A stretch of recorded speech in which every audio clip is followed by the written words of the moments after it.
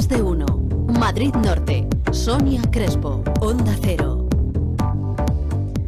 1:24 de este miércoles 19 de enero, en el que seguimos en ese recorrido que estos meses estamos haciendo tras las huellas de la sierra. Ya saben, pues buceando entre la toponimia que nos lleva a descubrir el origen del nombre de algún lugar, municipio, rincón de esta zona norte y sierra de Madrid. El encargado, como siempre, de guiarnos en este viaje es el responsable de este proyecto que nació en ADESGAM, en la Asociación de Desarrollo Sierra de Guadarrama, y que es Guillermo Herrero. Hola Guillermo, ¿cómo estás?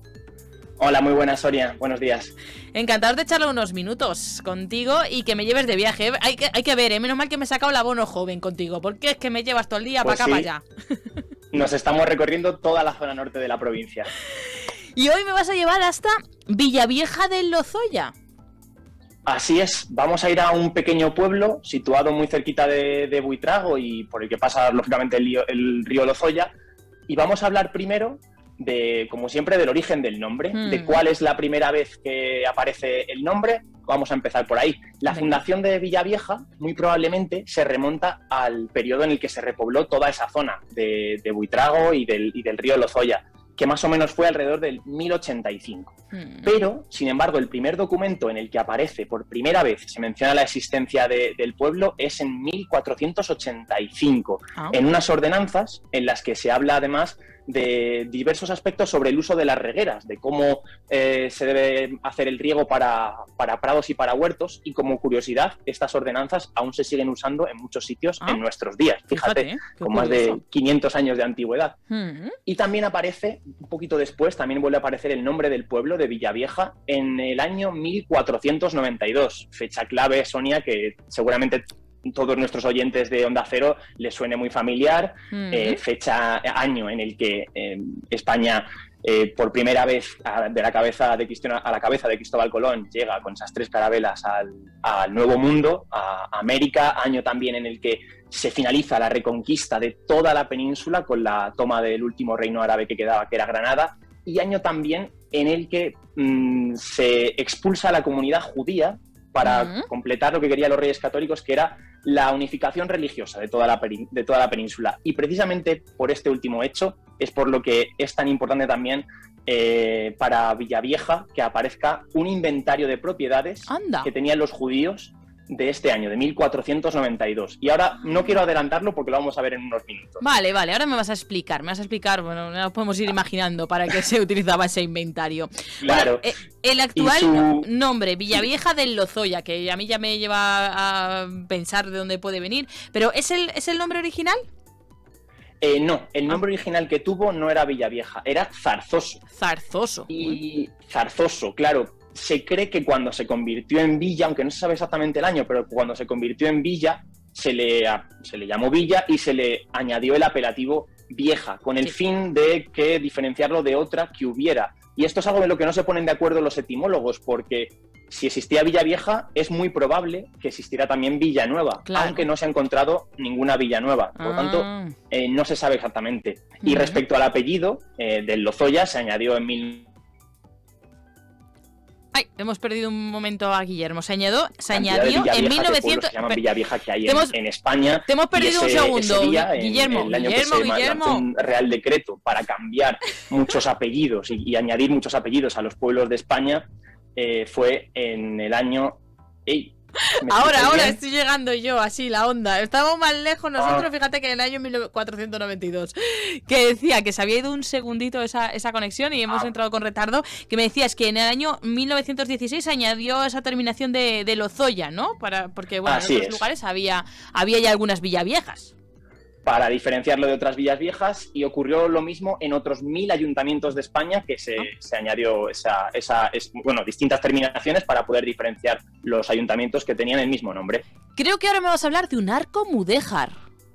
Sí, un arco mudéjar. ¿Y por qué puede estar relacionado un arco mudéjar con la toponimia de este pueblo? Eso pues primero tendríamos que decir que este arco mudéjar se encuentra actualmente en una hospedería, la hospedería El Arco, que sin duda este arco es la obra más interesante, la más importante que puede tener el pueblo de Villavieja, la más antigua seguro. Probablemente se trata de una portada mudéjar, un pórtico muy bonito y muy bien conservado de los siglos XIII-XIV.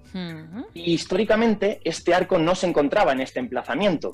Históricamente se encontraba en otra casa antigua que había en lo más alto de Villavieja. Y aquí se dice que en lo alto de Villavieja había una gran casa de labor, que sería de tradición musulmana o judía, en la que se encontraba, además de este arco, quiero decir que además de este arco, puede ser que esta casa fuera el que le dio el origen del nombre a la población. O sea que esa sería la Villa Vieja, fíjate. Exacto, esa casa sería una villa vieja y que fue abandonada y que alrededor de ella fue donde se comenzó a fundar y a construir las pequeñas viviendas alrededor de ahí, empezando, por ejemplo, por la antigua ermita, que es la iglesia de la Inmaculada. O sea que puede ser que la casa donde estaba este arco mudéjar fuese el origen del nombre de Villavieja. Qué bonito, cómo me gustan estas historias. Además que se queda así como con final abierto, ya cada uno que vaya cogiendo la historia que más le agrade. Bueno, vamos a volver a ese inventario de bienes de 1492. ¿Por qué nos vas a hablar? Vamos a recordar a qué nos vas a hacer referencia con él. Claro, es que este inventario de bienes de 1492 tiene un aspecto muy importante para los que nos fascina la toponimia, a los que nos fascinan los nombres de los lugares. Y es que en este inventario de cuando se expulsaron a todos los judíos de España y lógicamente también de esta zona del Lozoya, se recogen también, aparte del nombre de la persona, del judío, más la cantidad de fanegas, el territorio donde estaba, aparece también el nombre del topónimo, el lugar de donde estaban donde tenía estas propiedades. Y como curiosidad, en esta zona, en toda la zona del Lozoya, quien más propiedades tenía era un hebreo cuyo nombre era Mose de Cuéllar y que, según se hizo el recuento, le pertenecían a Mose 136 linares que sumaban prácticamente 500 fanegas de extensión, 57 prados, 8 huertas y una viña. Y cito textualmente: amén de una explotación agropecuaria con un lavadero de lanas y una incipiente industria de fabricación de quesos, algo extraordinario para su época. O sea que este Mose incluso tenía una fábrica de quesos, este judío. Bueno, pues esas curiosidades que surgen de documentos como el inventario del que nos estás hablando. ¿Y esos topónimos que están en el inventario se siguen utilizando ahora, más de 500 años después? Claro, lo primero que quiero decir es que esta información la hemos recogido de Carmen Requejo Sánchez, una investigación que ha hecho realmente notable sobre este inventario de bienes del que estamos hablando. Claro, como dices tú, de hace más de 500 años, ¿se siguen utilizando esos nombres? Pues sí. Según nos cuenta Carmen Requejo, muchos de estos topónimos se siguen utilizando, como por ejemplo San Martín, Las Cabezas, El Llano, Navamojada. Son nombres que todavía perduran, nombres de lugares que todavía están en la actualidad. Y vamos a intentar hacer una pequeña división, porque hay muchos nombres que aparecen en eso, no los vamos a decir todos, pero sí los más curiosos, como por ejemplo, hay topónimos que nos hablan de la flora y de la flora silvestre o flora cultivada de la zona, los que hemos llamado otras veces, Sonia, fitotopónimos. Fitotopónimos, esa me la sabía, sí. Lo sé. Linar del Cerezo, Prado del Roble, Prado del Fresno, son varios. O por ejemplo, este te sonará, Prado Solacarrera del Saz. Si te acuerdas, la semana pasada hablamos que significaba por bajo de. Sí. Que hablamos de Sopeña, el lugar por debajo de la peña. Pues en este caso, el Prado por debajo de la carrera del Saz. Hay otros topónimos que tienen relación con el agua o por donde esta predomina, como Navazuelas, Navamojada, el Linar Bajo de la Fuente, el Linar del Cañuelo. Otros que hacen referencia a las características de la propia finca donde se encuentran, como la mangada, que una mangada es un trocito, una manga, un trozo estrecho de tierra, la ferradilla, pues lógicamente una parcela cerrada de piedra, el Prado del Palancarejo, otro topónimo que aparece en este inventario de 1492. Un palancarejo es una especie de pequeña fortificación construida de estacas y de tierra. O hay otros también que se les identifica, otros topónimos, por el lugar en el que se encuentran, como el Linar de Mirabueno, el Prado de la Solanilla, un lugar soleado, el Prado de la Aceña. Aceña siempre se refería a un molino antiguo. Esa es una palabra que poquita gente conoce, y aceña se hace referencia siempre a molinos que estaban junto al río. Aceña. Y hay aceña, sí. Y hay dos topónimos que se relacionan con las actividades ganaderas del pueblo, como por ejemplo el Prado de la Vaqueriza o el Prado de los Agostaderos. Un agostadero es un lugar fresco al que se lleva al ganado en verano. El prado más fresco que hay en verano, pues ese es el agostadero. Pero yo sé que tú tienes ahí como debilidad por dos topónimos que consideras muy especiales, ¿no?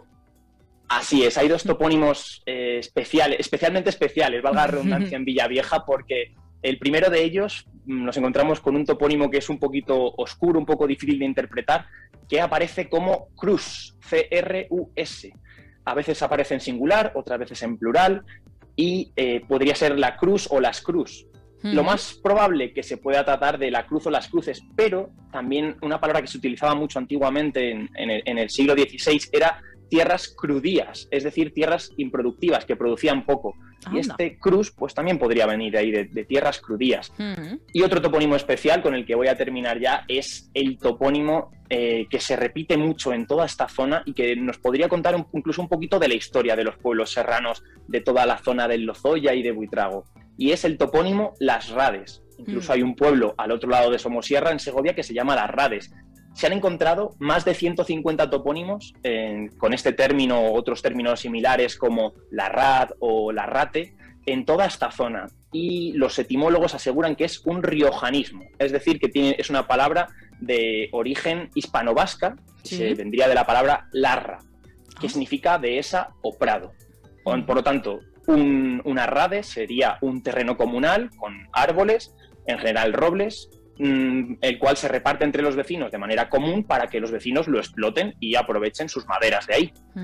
Y efectivamente es de suponer que, por lo tanto, Las Rades en Villavieja del Lozoya, el lugar del que estamos hablando, fue donado por los primeros monarcas a los repobladores que allí fueron, para que de este lugar, de este topónimo, de este lugar de Las Rades, extrajeran la madera que necesitaban para hacer sus primeras viviendas.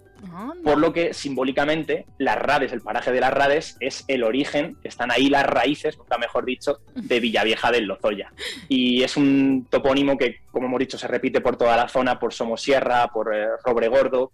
Por lo que podemos preguntarnos entonces, para terminar, entonces, si toda esta zona tiene toponimia de origen riojana, de origen navarra, ¿procede, por lo tanto, toda esta repoblación de La Rioja, de los primeros repobladores que había por La Rioja o por Navarra? Ahí dejamos esa cuestión y veremos si podemos resolverla. Bueno, me encanta ese viaje que nos hace a través del tiempo y de las palabras Guillermo Herrero cada semana en este espacio dedicado a la toponimia. Tras las huellas de la sierra, hoy con destino Villavieja de Lozoya. ¿Dónde iremos la semana próxima? Hay que esperar a que nos lo cuente Guillermo Herrero. Muchísimas gracias. Muchas gracias a ti, Sonia. Un saludo y hasta la semana que viene. Hasta Adiós. luego.